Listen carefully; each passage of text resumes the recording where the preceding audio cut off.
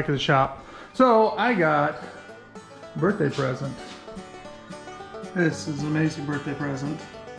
My wife and my sister and brother-in-law jumped in on this and got me this 19-inch bandsaw.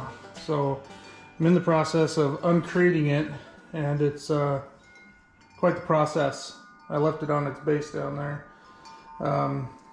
because we might be moving, and so I wanted to use it, but at the same time I want it to be easy to move. Thing is heavy, that's for sure, but yeah, this thing is phenomenal. So it's quite the piece of machinery. Oh, I love Grizzly stuff, and you know, if I could afford all their stuff, that's you know, I'd buy all their stuff. But I like my DeWalt. DeWalt is phenomenal too. It's good stuff either way. So I'm in the process of uncrating and looking at assembly. So I will kind of come back at you later here once I get the instruction book, which I just saw somewhere, and I kind of read through the instructions, and we get going on this. Matter of fact, I might even do like a little time lapse of putting it together. So anyway, that's what I've been doing. I'm supposed to be starting on these benches, but I figured cutting these with their mortise and tendons, the tendons and everything, would be easier on a bandsaw than it would be on the table saw. So I will get the instruction book out. I'll go through it all, and then I'll probably do a little time lapse. So.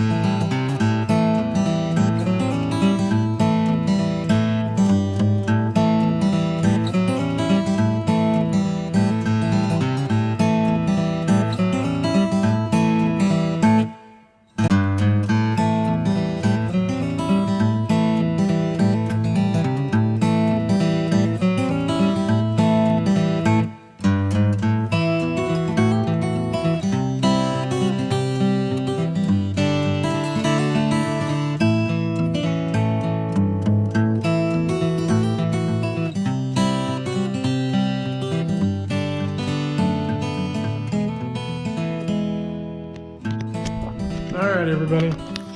So, since we can't get the bandsaw working until the electrician comes, decided that we would do these on the table saw. So, this is a 2-inch tendon that I did.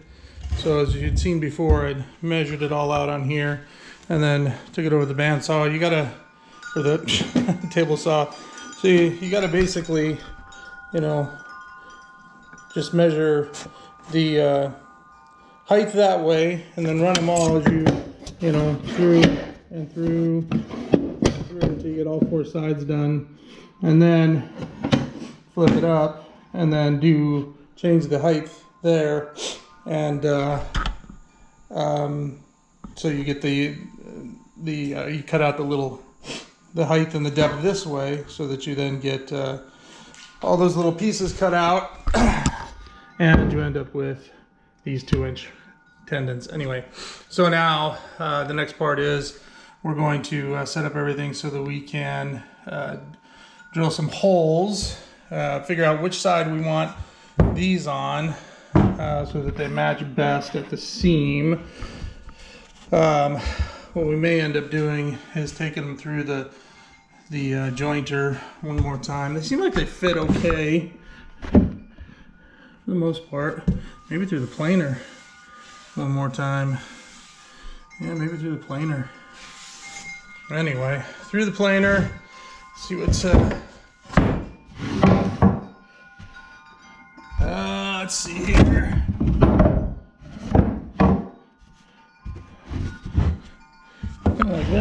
Like that. Not bad. So what I may do is go ahead and I'll get the planer out, and we'll plane these down so that they're both the same height, and then we'll look at joining them together here in just a minute.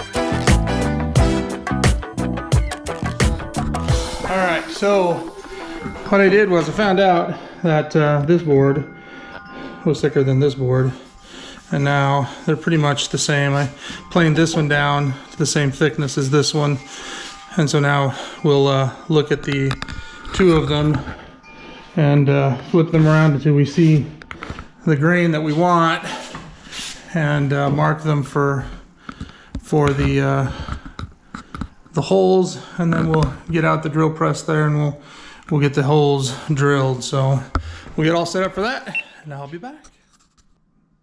Okay, everyone. So we got the centers marked out, and we are going to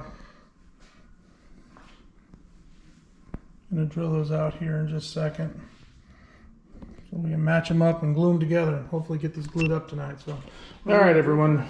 So we're here back in the shop. So I installed the collar, and I forgot about this. But I installed the collar and remembered that so I can do these mortises, is that it doesn't quite fit up into the bit or the brace. So I did this before, and I hooked it to my drill, and that worked, but it's not designed for that either. So what I decided to do is I'm going to cut out 1 inch on both sides, and then I'm going to have somebody weld this back together. So I'm going to get this into the vise, get the Dremel going, and we're going to get this thing cut out.